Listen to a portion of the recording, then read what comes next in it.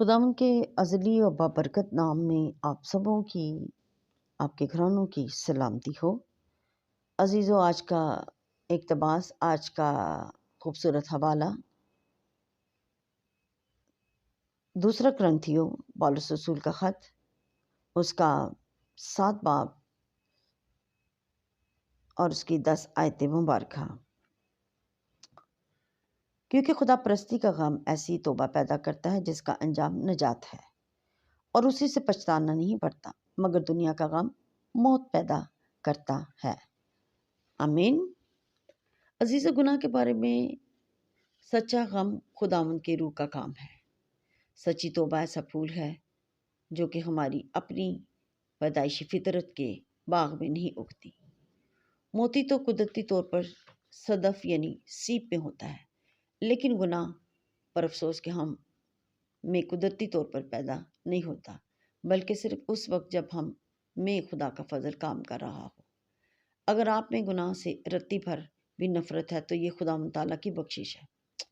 ہماری اپنی طبیعت کے اونٹ کٹاروں سے ایک بھی انجیر پیدا نہیں ہوا، کیونکہ جو جسم سے پیدا ہوا ہے وہ جسم میں، یوحنا کہتا ہے 3 باب 6 آیت میں۔ عزیزو، سچی توبہ کا تعین خداوند یسوع مسیح کی صلیب کرتی ہے۔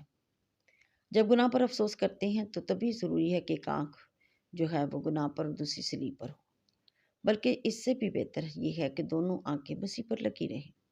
ہم اپنی خطاؤں کو صرف اسی کی محبت کی روشنی میں دیکھیں اور گناہ سے سچی توبہ یعنی نہایت عملی نوعیت کی ہوتی رہے۔ کوئی دعویٰ نہیں کر سکتا کہ مجھے گناہ سے نفرت ہے جب تک اب تک اس میں زندگی کی بسر کرتا رہتا ہے۔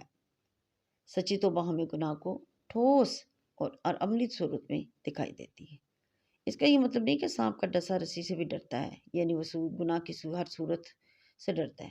ہم نہ صرف موٹے موٹے گناہوں سے بھاگیں بلکہ چھوٹے چھوٹے گناہوں سے بھی، چھوٹے چھوٹے لومڑی بچوں سے بھی، ہم جو پاکستان کو خراب کرتے ہیں اس سے بھی دور رہیں، اسی طرح جس طرح لوگ چھوٹے سانپوں سے ڈرتے ہیں۔ گناہ پر غم ہمیں زبان کو لگام دینے پر بھی مجبور کرتی ہے۔ ایسا نہ ہو کہ اس سے کوئی غلط لفظ نکلے۔ ہم بڑی فکر کے ساتھ اپنے روزمرہ اعمال کی نگرانی کریں۔ ایسا نہ ہو کہ کوئی غلط قدم اٹھائیں اور اس قدم اٹھانے سے ہمیں پھر پچھتاوا ہو۔ ہر شام کو بڑے افسوس کے ساتھ اپنی کمزوریوں اور کوتاہیوں کا اقرار کریں، اور ہر صبح دعا کریں کہ خدا ہمیں ہر طرح کے گناہ سے محفوظ رکھے، بلکہ داؤد کی طرح یہ کہے کہ خداوند تو ہمیں پوشیدہ عیبوں سے بھی پاک کر، ہمیں پوشیدہ گناہوں سے بھی پاک کر۔ سچی توبہ عزیزو ایسا ہی عمل ہے جو جاری رہتا ہے۔ ایماندار مرتے دم تک توبہ کرتے ہی رہتے ہیں۔ روز چھوٹی موٹی غلطیاں، کمزوریاں، کوتاہیاں ہوتی رہتی ہیں جو ہمیں خدا کے تخت کے سامنے شرمندگی کے طور پر اور اقرار کے طور پر لے جاتی ہیں، اور ہم پھر بحال ہوتے ہیں، پھر ریکمٹ ہوتے ہیں، خدا کے جلال کا باعث بنتے ہیں۔ دوسرا، ہر طرح کا غم جو ہے وہ وقت گزارنے کے ساتھ ساتھ کم بھی ہوتا جاتا ہے، لیکن توبہ کا غم عمر بڑھنے کے ساتھ ساتھ بڑھتا جاتا ہے۔ ہلیلویہ! اور یہ اتنا تلخ بھی ہے کہ میٹھا بھی ہے کہ ہم اس کے لیے خدا کا شکر کرتے ہیں، کیونکہ خدا پرستی کا غم ایسی توبہ پیدا کرتا ہے جس کا انجام نجات ہے۔ سو آئیے ہم خدا پرستی کے غم کو لیں، دنیا کے غم کو، کیونکہ دنیا کا غم ہمیں خدا سے دور کرتا ہے۔ ہمیں خدا پرستی کا غم لگے عزیزو، تاکہ ہمیں